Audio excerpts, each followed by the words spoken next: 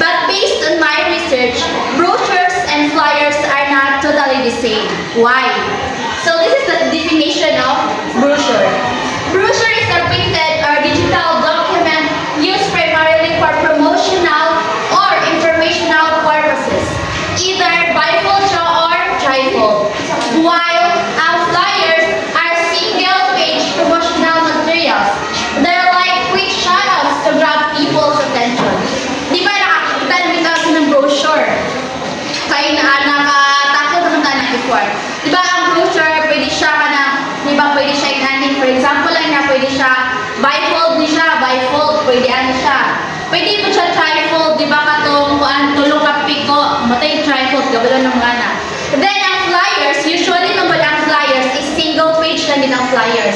Pwede siya ka na, with nito siya mga design, nito siya color. Pero kung sa gaya sa flyers is kanang basic lang bitaw ang iyang kanang nakasulat diri sa single page naman siya. Then we're going to know the description of brochures.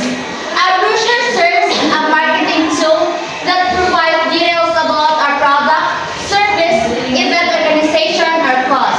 It is used to inform, educate, persuade, or advertise to a specific audience. So, brochure. For example, di ba ang brochure kay, ang nakasulat sa brochure, for example, gi-promote, for example, sulat yung brochure kay, gi-promote na mo ang baels.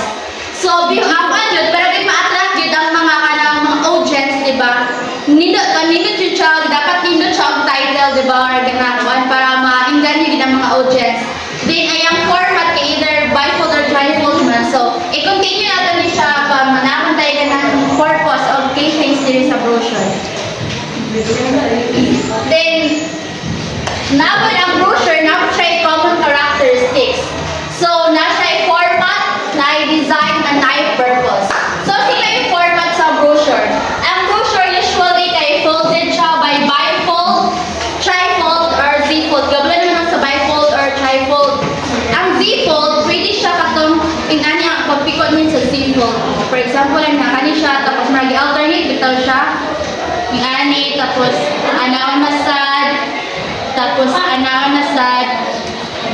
Marago, ingani ang z-fold, kana alternate siya mapagkapiko. Hindi maklaro sa ano. Pero alternate siya mapagkapiko. Lahat siya sa trifold. So, mga na ang format sa brochure. Then, ang design, visually appealing layout with a balance of text and images, consistent branding, and readable fonts. Kalimag mo dala sa mga partner. So, ang brochure yun dapat yun para ay-appealing siya sa mga audience. So, dapat yun ang color ba ng font pa sa nakasulat kay dili ka itong mga hayag tayo, dili siyang colorful tayo. Ito lang siyang nindot siya, readable siya, mabasahon sa mga audience. Para eye-catching yun siya ba? Then, ang purpose. So, may purpose sa brochure. The purpose of brochure is to generate interest, provide essential information, and prompt the reader to take action. So, kung ang purpose sa brochure kay ito ang nilin niya, mag-promote niya ka na sa baels.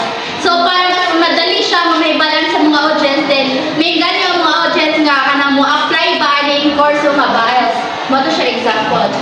And then, kung ang brochure na siya common characteristics, ang flyers, na po siya gamay nga kanang tapings. Na po yung purpose, na po yung format, na po yung design, then na po yung goals ang flyers. So first, ang purpose of flyers, di ba ang flyers katong siyang single page. To promote events, products, services, and announcements. So same po sila o ganang purpose sa brochure. Then ang format yun sa kanang flyers, usually single page and can be printed or digital like PDF. So, kung kabalong mo nga, familiar din mga flyers or nakakita ng mga flyers. So, single page na din na ang format sa kanang flyers. Then, the design must also eye-catching, headlines, images, text, and call to action like sign up now. Then, ang gigamit niya kay events, promotions, and announcements. For example, naka-remember ko flyers sa una senior high pa ni. Ang ilang flyers sa una kay kanang isa lang siya ka page diyon. Ikuan dito nga kanang free lang daw area na rin kanang wala siya tuition tapos na siya scholarship na free uniform. Then mo to nagpakiting ganyo sa una before pandemic pa to. Katong flyers niya rin. Ang sa ubos nakabutang kay apply now. So, daw dili kasagara nga makita din sa flyers kanang direct siya ba nga makainganyo sa kanang mga audience sa mga tao. Then ang goals sa kanang flyers is to get people notice and act, visit a website, call, attend, and event. Kaya diba sa flyers, diretso na ginanay, visit na sa www.com.ph. Dayon, dali na kayo makabalo din, makasunod sa ilang akali, kay kanang, ano man siya kanang, makita na gidayon ang one flyers. Then, nanatad din sa common types of brochures. Common types of brochures. Product brochures. Showcase features and benefits of specific products. So, I know that we all know kanang product brochures. So, dira sa brochure or sa mga product imong gi-promote or kanang para mainggan ang mga tao. Naagad dira ka na usay benefits ana, or for example na-promote ko kuan lipstick. So, unsa may kanang benefits sa lipstick na dapat nakita sa brochure. Service brochures. Service brochures describe services offered by a company or professionals. For example, salon. For example, nakikitungkol na salon. Nariza's Awa Salon. Sa salon! Kasi mga service ka mag-ipang-offer. So, pwede siya pwede ka mag-Brazilian hair treatment, magpa-ribbon, pwede magpa-haircut. So, many mga services na gi-offer sa mo ang salon.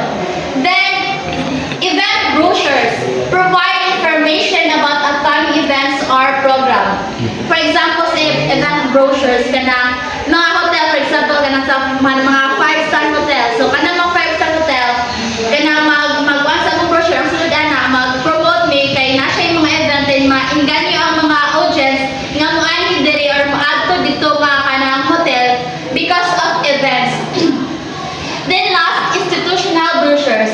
Introduce an organization such as a school, company, or non-profit. Matag example ako ganyan katong for example kaning JH na-promote siya og kanang course nga BIOS. So, mas dali man gud ang mga tao mainganyo or dali sila kana makakita sa unsa ilang gusto nga applyan if kanang provided na tanan sa brochures. Then napay kanang purposes and benefits of using brochures. Then Miss Velas will continue. Thank you. Hi everyone, so this is the continuations of the report of AWA. So purposes and benefits of using brochures. So by the way, I am just Miss Jessa Tapos, second reporter. So brochures give information on a specific topic in a nutshell. So when we say nutshell, ano siya? Dili siya baga komplikado ang pagkuha sa information, which is what pasabot is direct to the point at niyang gina-point, which is masabtan sa kalaghanan. So, ang brochures kay gahatag siya o informations in a detailed and structurals and about sa product, service, organizations, and events. So, to help the readers to understand key features and the benefits of it. So, it can present a lot of information in a small piece of paper. So, with a single piece of papers, no, kaning kita na mga brochure, no, gamay siya nga papel, pero nag-contain siya a lot of informations, which is, makita agad ko nga, kaning about the product, service, organizations, to causes to get target audience. So even gamay siya nga papel pero nag-consist information. So it is very it can build trust between the agency and the potential clients or the customer. So most companies man good is if mag-present sila or mag-promote sila og product which is ginabutang jud nila ang ilang mga objective aron kan bitaw to prove nga sila kanig legit. So na sila batayan bitaw ano to ang mga customer is to mag-purchase sa ilang product. So it is very cost efficient if we compare it to TV advertisement. So practical, so ang good ang brochure is less gasto. While kung magamit daw patalastasan sa TV, which is kwan siya kaning more kwan siya kaning expensive kay magbayad pa ta sa mag-promote sa product and also sa pag-edit sa mismong product sa like mga anak. Then while sa brochure man good is only with a single piece of paper with gamay nga edit lang. And then, magagama ng tao kuan, promotion tools. So, gamay ka siya kaning, dili ka siya yung less gas kumagaan. So, brochures generally are easy to distribute since they are made of paper and they are not bulky at all. So kakita naman tag-brochure na, so gamay lang din na siya. So, di kayo siya hassle dadon, which is gamay siya, pwede siya masulod sa bag. So, kung si bulky, ganing, kuan ba kaning, Bukat. dili siya bugat, baga, sulod siya sa bag, anywhere, madala siya, na So, when prospective client get hold of the company's brochures, it's like having one-on-one communications with them. So, if you are a customer, if ikaw usa sa naka-kuan og brochure, nakahawid or naka-kuan og brochure, within that kuan, bisan wala man ga-explain nga tao, pinaagi sa brochures kung unsa yung mga basa dito murag nagsabi tok na ka sa mismong owner nga ani ang procedure nga ani mo makuha na. So function of brochures. So nine functions of brochures. So it's play several important roles in communication, marketing, and information dissemination. So mo yung mga functions sa brochure. So, una is information dissemination. So, deliver clear, organized, and concise information to the target audience. So, deliver. So, when you say deliver, so hatag siya o klaro, bitaw, dayon, kining organized na information. So, nakahanay na baga, and it's kining serve to ensure that the audience understand sa maong message sa brochure. So, marketing and promotion. So, support sales and marketing campaigns. So, diri, by enforcing brand message, nag-offer siya, nakatabang siya, labi na sa highlight bitang mga advantages sa product, sa service, and sa event. And then also, ang educational awareness, raises awareness about health, safety, environment, or social issues. So, kini, brochures can be educated sa public, specific audience about the certain topics, mga issues nga itong nasa gubang karon. So, paano siya? So, nakatabang siya sa pag-inform and also to empower people with knowledge nga katagaan kanyang saktong pangunaw na to overcome this kining mga issues na ginatubang nato.